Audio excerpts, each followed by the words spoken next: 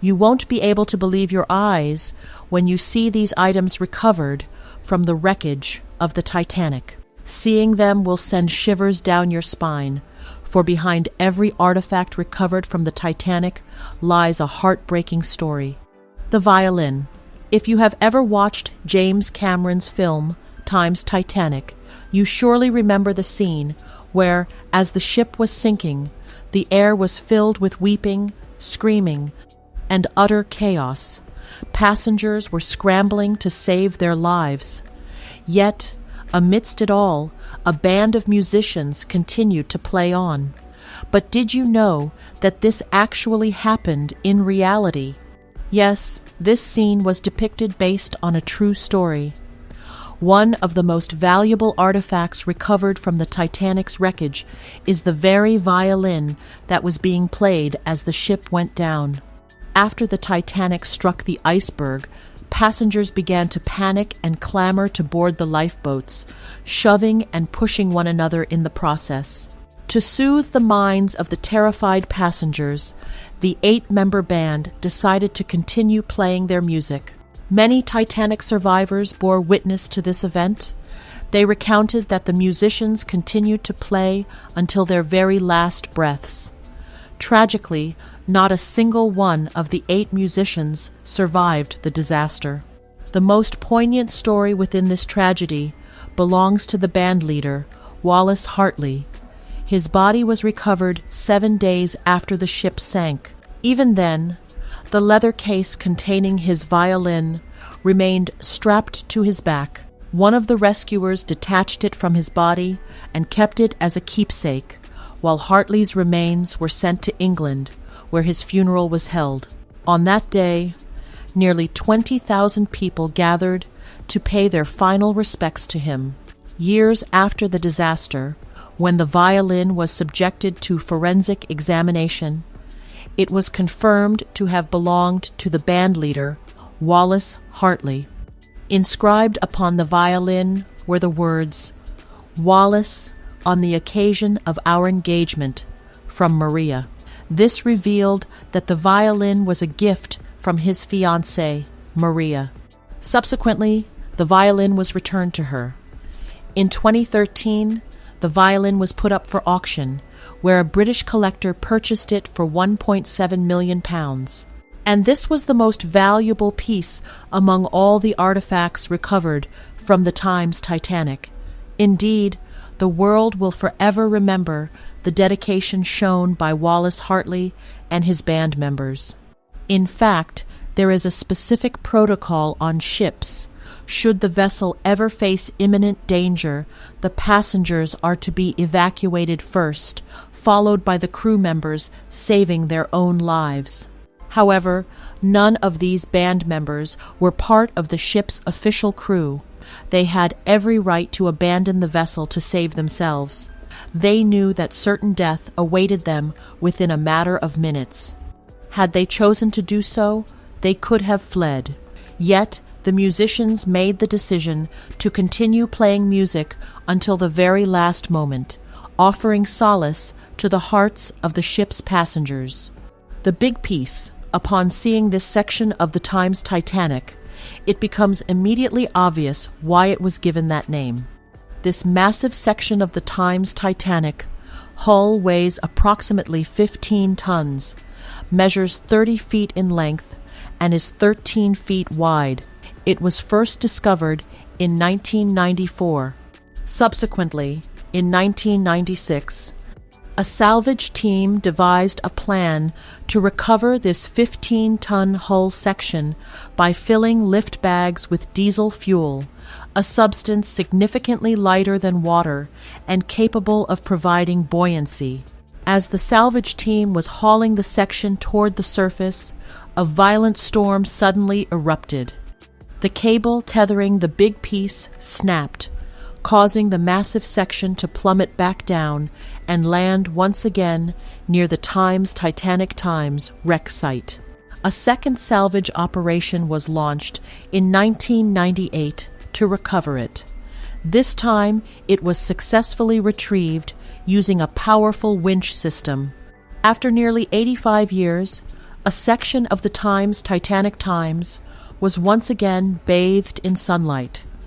It was subsequently transported to the Titanic Times Museum.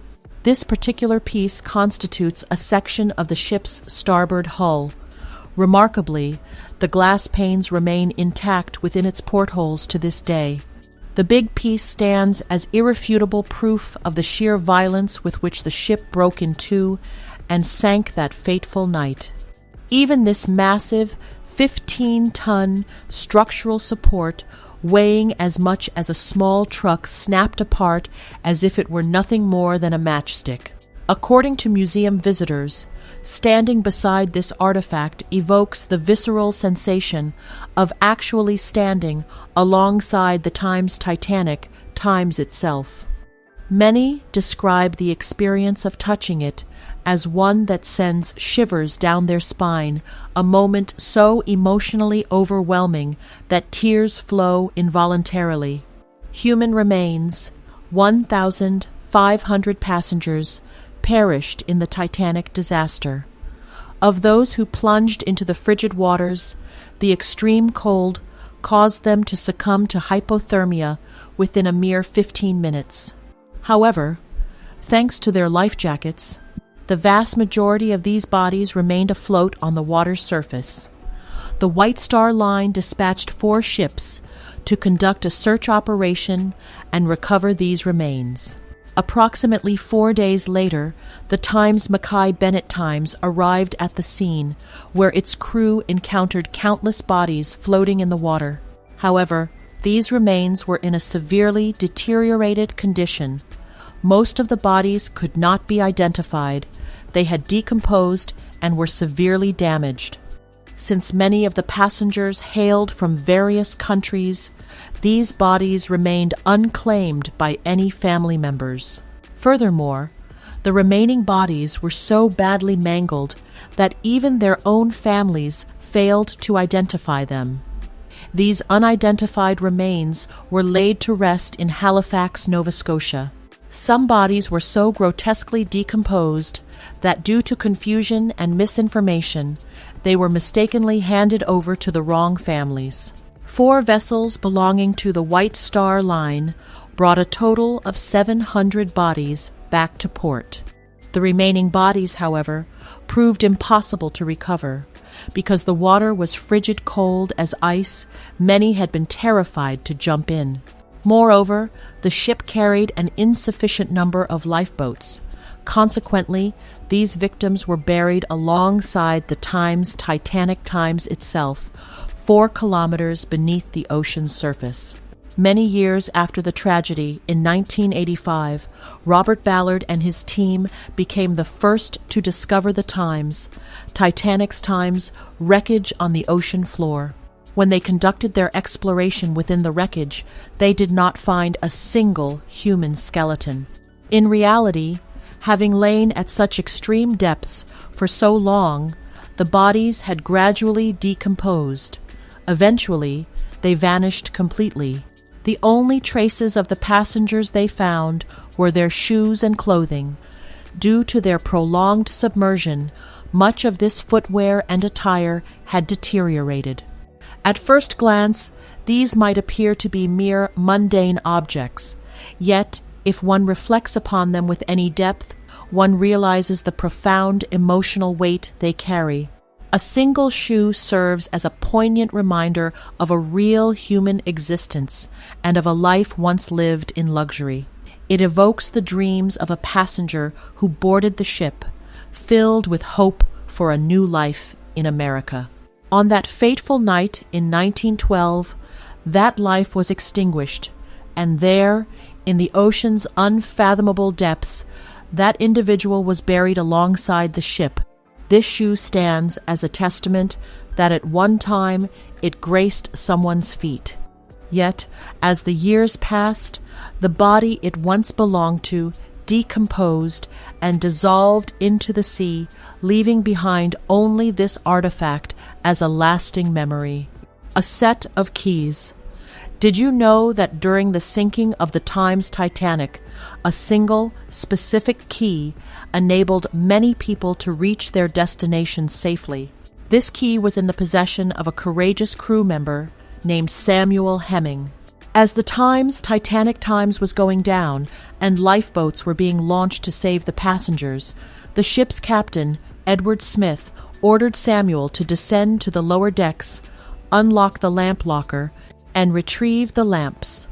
The reasoning was that if the lifeboats were equipped with lamps, rescue teams would be able to locate them easily in the darkness of the night, even though the Titanic Times itself was destined to sink within a matter of minutes.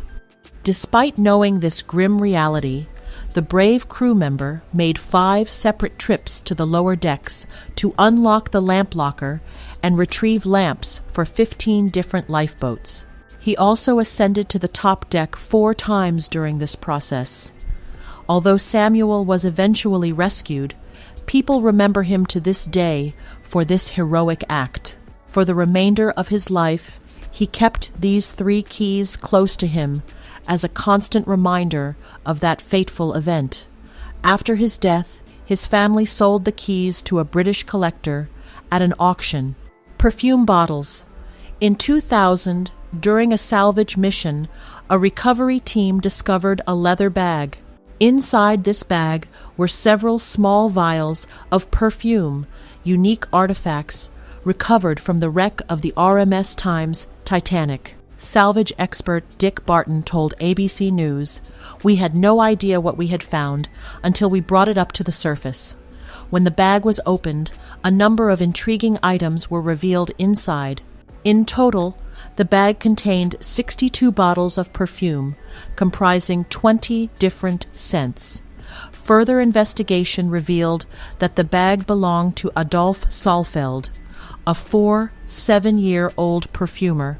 He was a first-class passenger who owned a perfume shop in Manchester.